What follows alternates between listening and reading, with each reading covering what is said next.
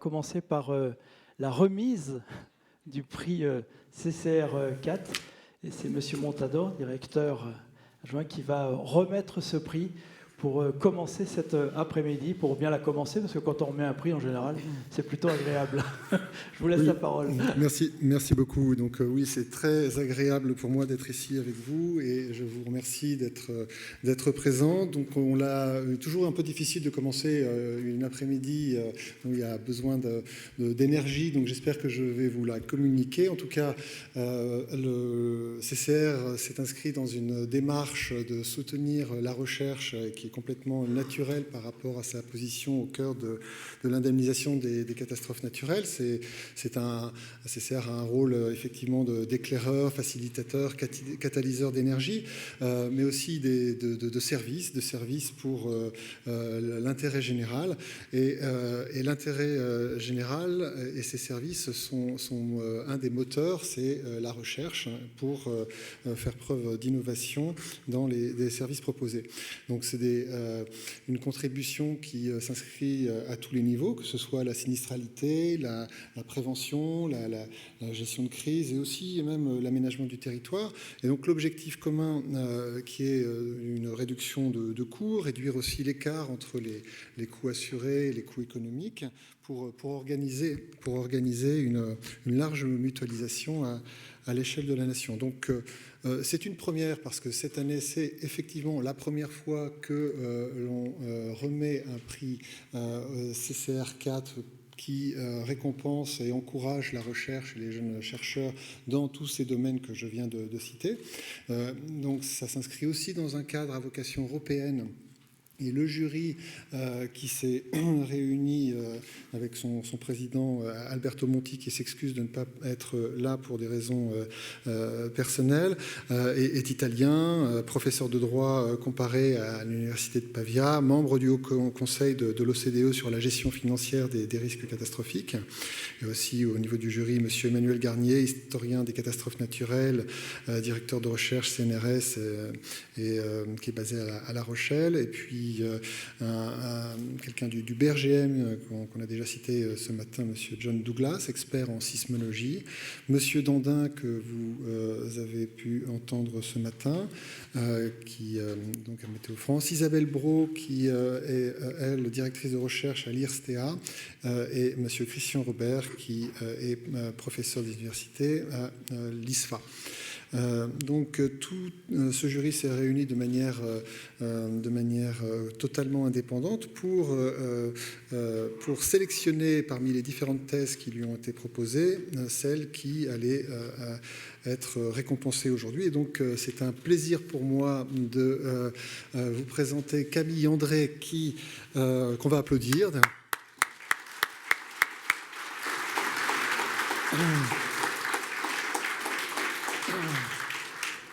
Qui vous expliquera bien mieux que moi, avec ses mots, le sujet de sa thèse, mais qui nous a vraiment, au niveau du jury, a été très, très remarqué. Et donc, je lui remets le premier prix CCR 4NAT 2015. Alors, voilà, on m'a dit de faire attention aux journalistes. Voilà.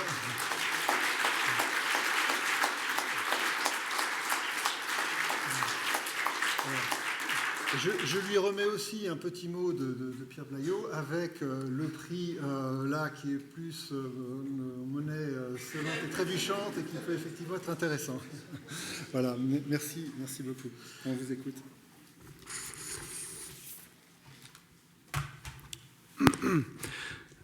Alors merci beaucoup pour ce prix. Je remercie la Caisse centrale de réassurance et bien sûr tous les membres du jury pour m'avoir désigné digne de recevoir de ce premier prix CCR 4.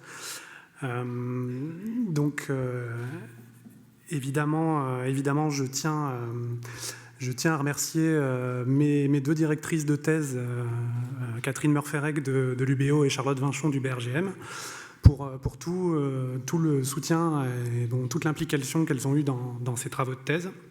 et puis aussi la Fondation Maïf qui a financé ce travail, et les 3 compagnies d'assurance dont je reparlerai tout à l'heure, donc la Maïf bien sûr, la MAF et AXA, qui nous ont permis d'accéder à des données qui ont été essentielles pour le travail que je vais vous présenter. Donc alors, je vais peut-être prendre ce micro, voilà. Donc le travail dont je vais vous parler, il a traité de la question des dommages liés aux submersions marines.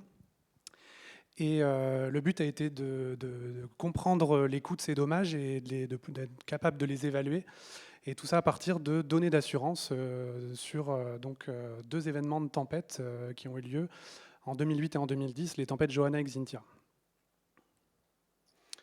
Donc, je vais essayer d'être rapide sur la partie technique et puis garder un peu de temps pour présenter rapidement les apports de ce travail et des perspectives. Mais pour revenir 2 secondes sur des éléments de contexte, donc on a vu avec les présentations de ce matin que les évaluations économiques des dommages, elles sont l'affaire de beaucoup de gens. Les assureurs, évidemment, mais aussi les gestionnaires des risques qui ont besoin d'évaluer ces dommages dans le cadre de réalisation d'analyses coûts-bénéfices de projets de prévention sur leur territoire. Et donc, on voit que pour eux, pour pouvoir faire ces choix de prévention, ils vont devoir arbitrer entre des actions qui vont éviter ou non un certain nombre de dommages. Et on va donc avoir besoin d'outils, de modèles pour évaluer les dommages dans différentes situations. Donc, l'outil de l'évaluation qu'on utilise couramment pour ce type de travail, on les appelle les fonctions de dommage ou d'endommagement. Donc, ce sont des fonctions qui font le lien entre l'aléa et les dommages attendus. On voit un exemple là pour le risque inondation de fonctions qui relient le paramètre d'aléa qui est la hauteur d'eau à un taux d'endommagement sur des enjeux définis. Donc ce type de modèle, il en existe un certain nombre. Beaucoup sont utilisés dans l'évaluation des dommages liés aux inondations, mais jusqu'à peu, il n'y avait pas de modèle spécifique pour la submersion marine en France. Donc, il y a 2 façons de construire ce type de modèle. On peut les construire soit sur la base de dires d'experts, soit sur la base de données observées suite à des événements d'inondation, de submersion marine. Et le problème, c'est qu'on a accès à finalement relativement peu de données économiques pour construire ces modèles. Donc, le travail qui a été entrepris dans le cadre de cette thèse, c'est une démarche empirique. On a analysé les dommages observés des submersions marines à partir de données d'assurance. On a essayé de mieux comprendre les mécanismes d'endommagement. On a essayé d'expliquer les coûts observés dans le but de pouvoir mieux les prédire par la suite. Donc c'est un travail complètement exploratoire qui a été mené et relativement inédit puisqu'on a rarement accès à ce type de données du côté du monde de la recherche. Les données d'assurance sur lesquelles apporter le travail sont les données, je l'ai dit tout à l'heure, de 3 assureurs. On s'est concentré sur les données indemnisées dans le cadre du régime CatNat, donc uniquement les dommages liés à la submersion marine et pas ceux liés au vent lors des tempêtes. Et on s'est concentré sur les dossiers multirisque habitation et donc cet enjeu en particulier. Il y a 2 types de données sur lesquelles on a travaillé. Ce que j'appellerais les données d'indemnisation, c'est finalement des listings, des bilans de l'ensemble des dommages recensés par chacun des 3 assureurs pour leur compagnie. Et puis des données d'expertise qui sont les données collectées par les experts, les cabinets d'expertise sur le terrain lors du chiffrage des coûts des dommages. Donc au premier niveau de données, on a eu accès à 200 dossiers pour la tempête Johanna et plus de 4000 pour la tempête Xynthia. Voilà ce que donne la cartographie des données, puisqu'en fait, on a relativement peu d'informations dans ces bases de données, si ce n'est le coût total indemnisé et les adresses des sinistres qui permettent de les géocoder. Alors ensuite, on a surtout travaillé au 2e niveau de données dont je parlais, le niveau de données d'expertise. Donc là, on a davantage de détails et on a vraiment des informations qu'on peut qualifier de l'échelle micro sur les sinistres. Donc on va différencier les dommages liés au mobilier de ceux liés à l'immobilier. On va même avoir des informations sur les différents corps d'état du bâtiment qui est inondé. Et on va avoir des informations aussi sur les caractéristiques des bâtiments, notamment le nombre d'étages, le nombre de pièces, etc. Et on va avoir des informations aussi parfois sur l'aléa qui a causé les dommages. Bon, là, le plus souvent, ça se limite à la hauteur d'eau, et quand on l'a, c'est déjà pas mal. Donc au final, l'inconvénient de ces données d'expertise, c'est que ce sont des rapports qui sont au format papier, qui sont transmis par les experts aux assureurs. Et même quand ils sont transmis sous format électronique, ça reste des images PDF qui ne sont pas exploitables sous forme de base de données. Donc on a dû ressaisir toutes les informations. Ça nous a permis aussi de les vérifier, d'en faire un tri, de sélectionner celles qui nous paraissaient particulièrement pertinentes. Mais au final, on a travaillé sur un nombre de dossiers réduit, 76 pour la tempête Johanna et un peu moins de 300 pour Xynthia. Et au final, on s'est donc concentré après sur ce deuxième événement. Le coût des dommages constatés donc, est tiré de ces données. C'est un coût moyen des sinistres habitation pour la tempête Xynthia de l'ordre de 26 000 €. Donc c'est beaucoup plus que le coût moyen des inondations fluviales constatées en France. Et ensuite, on s'est concentré sur des dossiers importants, des maisons individuelles, un inondé par des hauteurs d'eau non négligeables. Et là, on avait des coûts vraiment très, très élevés.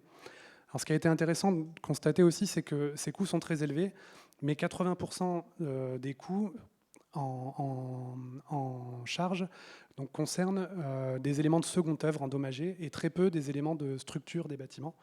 Donc finalement, ce n'est pas ce phénomène qui explique que les coûts ont été si importants pour cet événement.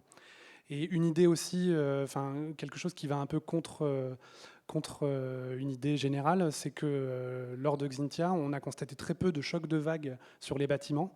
Et donc, ce n'est pas ce qui explique non plus le fait que les coûts soient élevés. Les chocs de vagues étant limités souvent à des éléments annexes sur les terrains, des dépendances, etc. Donc, une des premières questions qu'on s'est posées, ça a été de savoir est-ce qu'on pouvait ou pas, à partir de ces données d'expertise collectées, construire ou non des fonctions de dommage. Donc, on a réalisé ce graphique donc qui représente les coûts observés en fonction de la hauteur d'eau. Et la première chose qu'on voit, c'est la forte dispersion des coûts, bien sûr, si on cherche à les expliquer en fonction de ce seul paramètre unique qui est la hauteur d'eau. Il y a aussi des incertitudes sur les données présentes, sur les valeurs de hauteur d'eau relevées dans les dossiers. Et même si là, en l'occurrence, on a essayé vraiment de prendre les données de coûts les plus neutres possibles. On a enlevé les éléments de mobilier qui sont très variables, les éléments aussi particuliers tels que les piscines, ce genre de choses. Mais bon, il reste une dispersion très importante.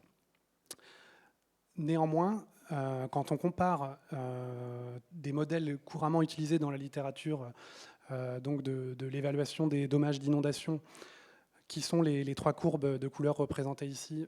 Quand on compare ces modèles à des moyennes de coûts observées pour l'événement Xynthia, on voit qu'on est au-dessus pour l'événement Xynthia, et ça s'explique par plusieurs phénomènes. D'abord le fait qu'on a un aléa différent en submersion marine par rapport aux inondations d'eau douce, c'est le paramètre salinité. C'est ce qu'on remonté beaucoup d'experts qui nous ont dit que ce paramètre, et ce qu'on a constaté aussi dans les dossiers, beaucoup de remplacements d'éléments métalliques, beaucoup de remplacements de cloisons de plâtre sur rail, ce genre de choses, voilà, typiquement liés à ce paramètre. On a le fait aussi que dans les zones inondées de Charente-Maritime et de Vendée, on avait beaucoup d'enjeux, beaucoup d'habitations sans étage, donc construites avec des matériaux récents particulièrement vulnérables. Donc ça joue aussi sur les coûts observés. Et puis le troisième point, c'est un contexte particulier de la tempête Xynthia, sur l'aspect de l'ampleur qu'a eu cette tempête et qui a fait qu'on a dû traiter beaucoup de sinistres dans l'urgence, aussi bien pour les assureurs que pour les cabinets d'expertise. On a également un fort contexte médiatique sur cet événement, le contexte des zones de solidarité qui a entraîné des évaluations un peu particulières pour ces sinistres. Donc du coup, voilà, un ensemble de paramètres qui expliquent que les coûts observés soient élevés, mais d'après les experts d'assurance, ceux qui étaient sur le terrain, le paramètre aléa reste le prépondérant, celui de la salinité, et donc ça démontre l'intérêt d'avoir accès à des modèles spécifiques pour évaluer le dommage de la submersion marine par rapport au risque inondation.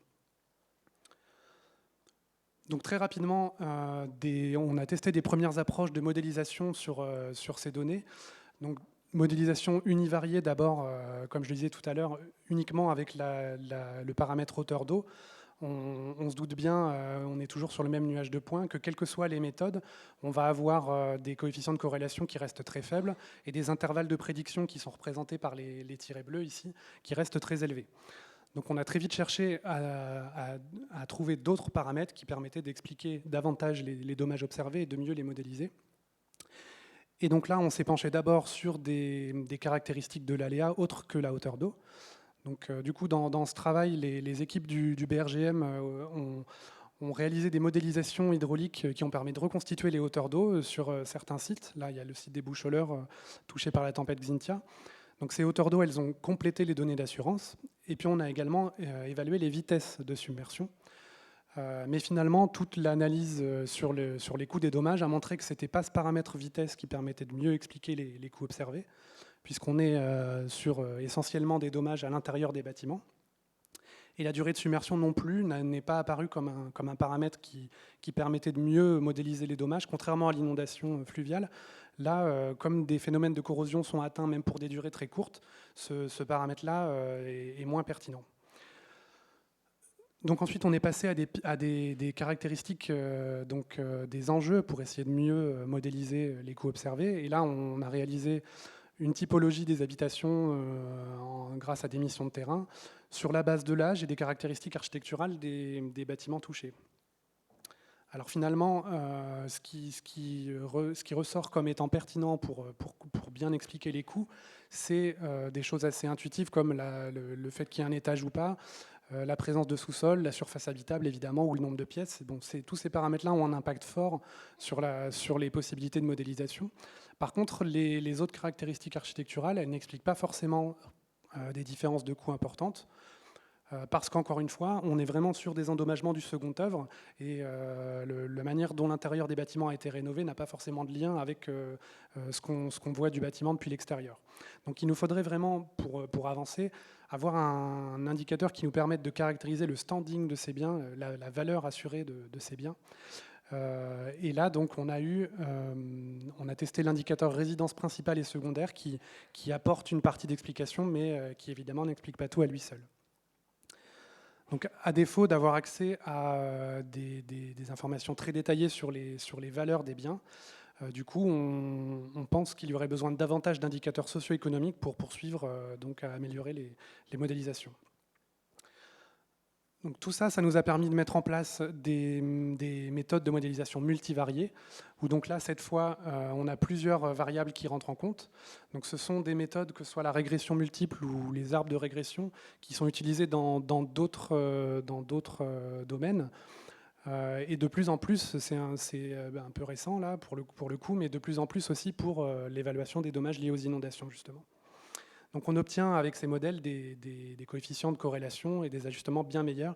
Ils permettent d'expliquer beaucoup mieux les dommages observés, même si on a encore évidemment des progrès à faire.